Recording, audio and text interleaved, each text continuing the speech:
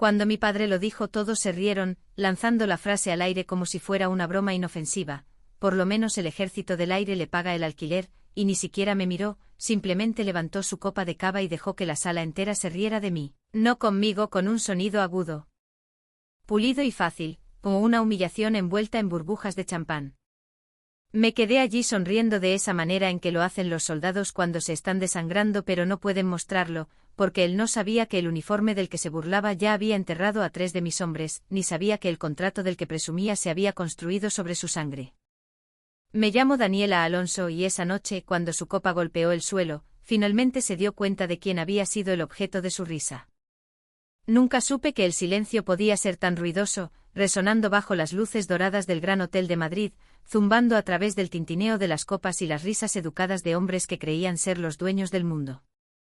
En el centro estaba el hombre al que una vez llamé padre, con su sonrisa tan ensayada como el cierre de un trato millonario, contando otra historia, mi historia, algo que pensó que los entretendría, y sus risas subían y bajaban, suaves y sin esfuerzo, como el cava derramándose sobre el cristal tallado. Yo estaba cerca del fondo, medio en sombras, con la mano descansando sobre la empuñadura pulida de mi sable ceremonial, y cada sonido, el crujido de los vestidos de seda, el murmullo de la conversación, se desvaneció hasta que solo quedó el recuerdo de su voz de hace 2 décadas diciéndome que volvería arrastrándome a casa, pero se equivocaba, nunca volví arrastrándome, alcé el vuelo y nunca miré hacia abajo. Ahora, el hombre que una vez midió mi valor en euros estaba a punto de aprender cuán caro puede ser el arrepentimiento. La voz del presentador cortó la sala. Damas y caballeros, por favor den la bienvenida a la general de brigada Daniela Alonso, del Ejército del Aire y del Espacio de España. La risa murió al instante y una sola copa se deslizó de la mano de mi padre y se hizo añicos contra el mármol mientras yo caminaba hacia el escenario, con la luz golpeando las medallas en mi pecho. No sentí triunfo, sentí cierre y esta noche en una sala llena de poder, el poder real pertenecía a la única persona que él nunca creyó que lo tendría. Crecí rodeada de torres de cristal en el barrio de Salamanca de Madrid, donde el afecto se medía en dividendos y el valor cotizaba en el IBEX 35. Gregorio Alonso no era solo mi padre, era una marca, y la gente lo admiraba como admiran los rascacielos de la Castellana, desde la distancia, deslumbrados por el brillo, ignorantes de las grietas. Aprendí pronto a quedarme callada, a no perturbar la imagen que él había construido de sí mismo, y el día que entré en la Universidad Politécnica para estudiar ingeniería, él abrió una botella de gran reserva y declaró mi futuro sellado, hablando de legado, de control, de llevar su imperio hacia adelante como si mi vida fuera otro activo que gestionar. Asentí fingiendo estar de acuerdo, incluso cuando algo dentro de mí se negaba a pertenecerle. Aquel verano puse mis papeles de alistamiento para la Academia General del Aire sobre la mesa de la cena. Él pensó que era una broma hasta que no me reí, y la taza de café en su mano tembló, derramándose sobre el mármol. Mientras su voz caía más fría que el suelo bajo nosotros, si sales por esa puerta, no esperes ni un céntimo. Le dije que no estaba pidiendo nada. Esa noche empaqué una bolsa de deporte, deslicé la fotografía de mi madre en el bolsillo delantero y me fui. La lluvia golpeaba las ventanas del autobús que me llevaba a Murcia como aplausos de fantasmas, constantes y huecos, y miré hacia atrás solo una vez a la ciudad que me había criado pero que nunca me hizo sentir vista. Años más tarde aprendí lo que él había enterrado junto con las ambiciones de mi madre. Ella había sido ingeniera aeronáutica antes de que él la obligara a dejarlo, llamándolo su momento de debilidad, pero yo lo llamé robo, y cuando me alisté, entendí que no estaba escapando del mundo de mi padre, estaba terminando la vida que mi madre nunca pudo vivir. La academia en San Javier me enseñó disciplina de la misma manera que la altitud enseña a los pulmones a luchar por el aire. Los días eran largos, las noches más afiladas que el viento del Mar Menor. Enviaba una carta a mi padre cada mes, no por esperanza sino por hábito, pero ninguna regresó jamás, y el silencio se convirtió en su propio tipo de respuesta. Cuando lo extrañaba, leía la vieja nota de mi madre, escrita con tinta azul: no luches por aprobación, lucha por un propósito, y se convirtió en mi brújula cuando todo lo demás se desdibujaba. Pasaron años antes de que me asignaran al extranjero. Afganistán olía a polvo y combustible de avión, el tipo de aire que se adhiere a la piel. Una noche durante una misión de drones, nuestro sistema se apagó sin señal, sin control, y el UAV se estrelló a unos cientos de metros de distancia, matando al soldado Rafael Estevez, de 22 años, de Toledo, en la explosión. El registro mostró que el error provenía del software de control del dron, tecnología Atlas Core, la empresa de mi padre. El código había sido alterado para ahorrar energía y dinero. Presenté un informe, pero 48 horas después desapareció de la base de datos como si nunca hubiera existido. No lo entendí entonces, pero lo hago ahora. Años más tarde descubriría la verdad. Gregorio Alonso había usado su influencia para cerrar la investigación y proteger el valor de sus acciones, eligiendo el beneficio sobre la vida de un soldado.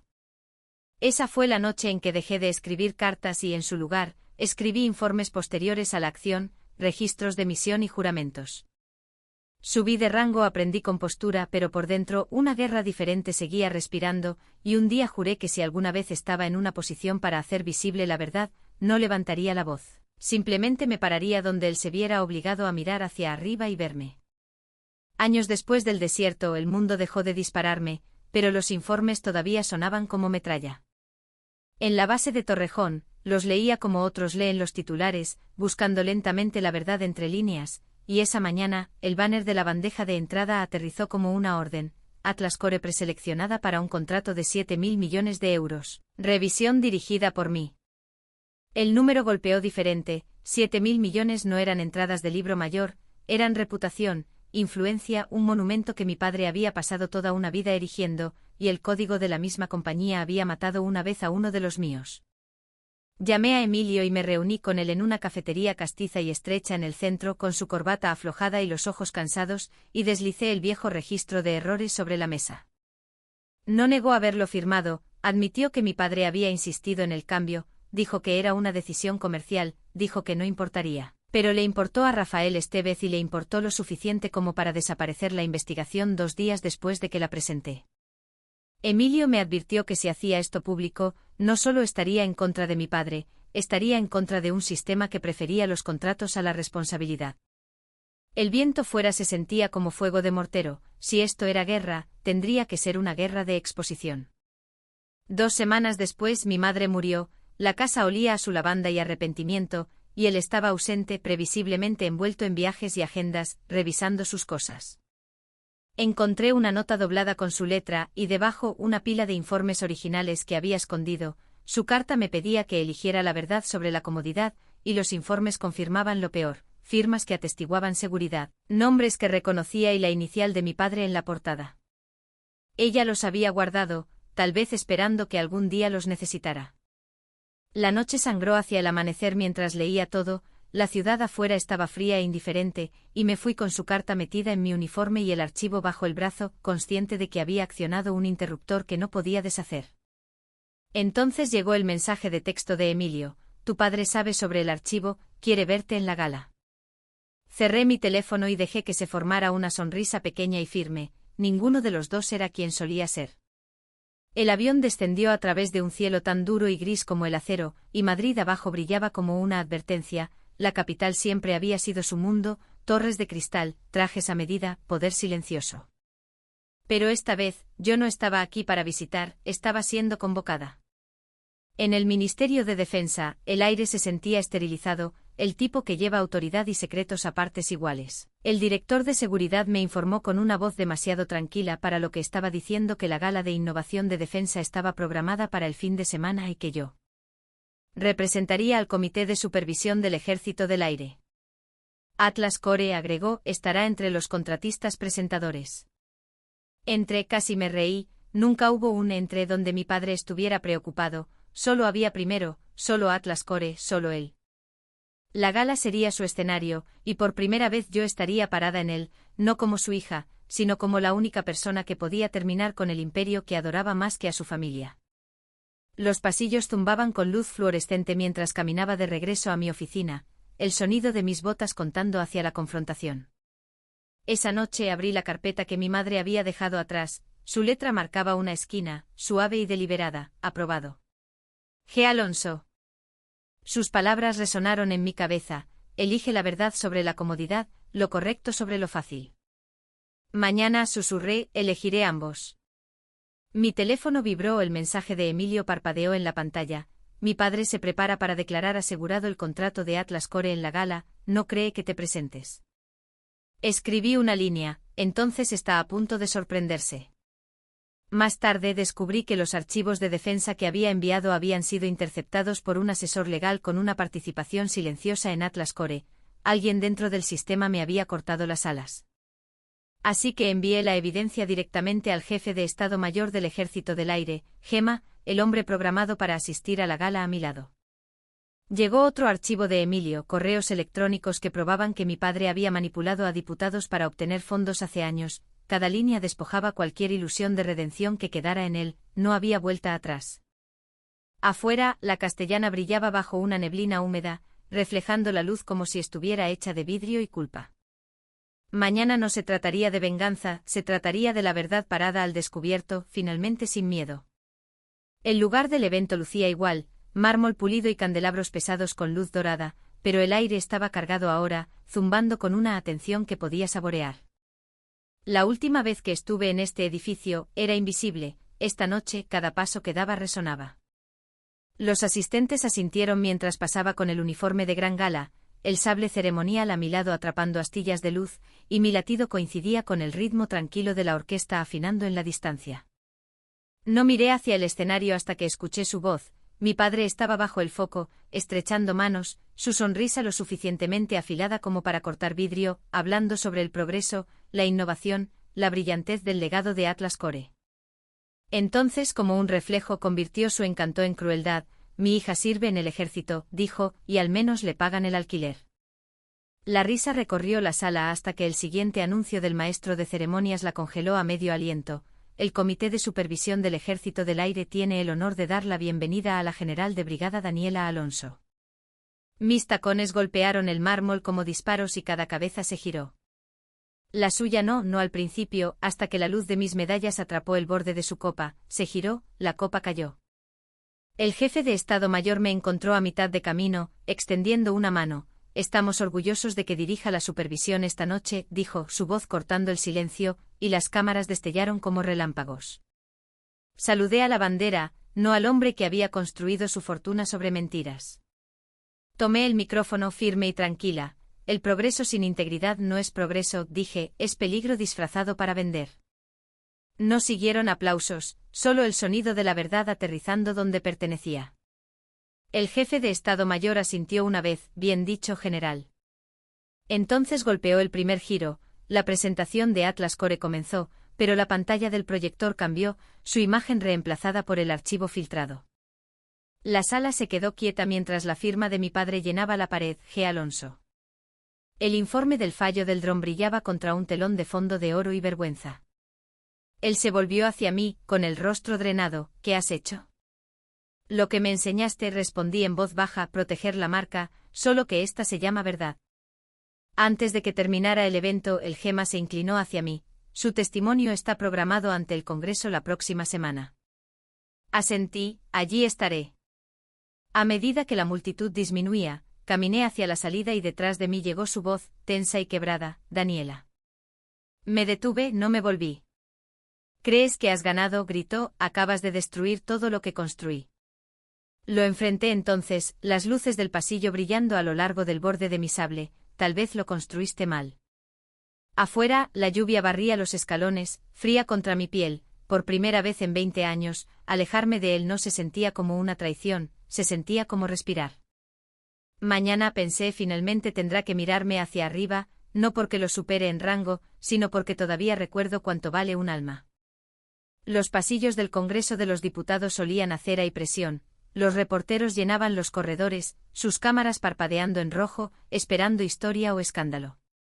Pasé junto a ellos en uniforme, cada paso resonando por el pasillo alfombrado hasta que las puertas se cerraron detrás de mí. Dentro, las luces eran despiadadas. Gregorio Alonso estaba sentado en la mesa de testigos, un traje negro tragándose lo que quedaba de su confianza, parecía mayor ahora, más pequeño, aunque los ojos eran los mismos, del tipo que una vez despedía, ordenaba, destruía. La presidenta de la comisión llamó mi nombre, dándome la palabra. Mi voz se mantuvo uniforme, casi tranquila, aunque cada palabra se sentía como tirar de una anilla de granada. Le pregunté si sabía que el código alterado de Atlas Core había matado a 3 soldados. Tomó aire, dijo que eran incidentes aislados. Lo interrumpí antes de que pudiera esconderse detrás del lenguaje. sus ingenieros habían seguido sus directivas de costos, él había borrado la investigación.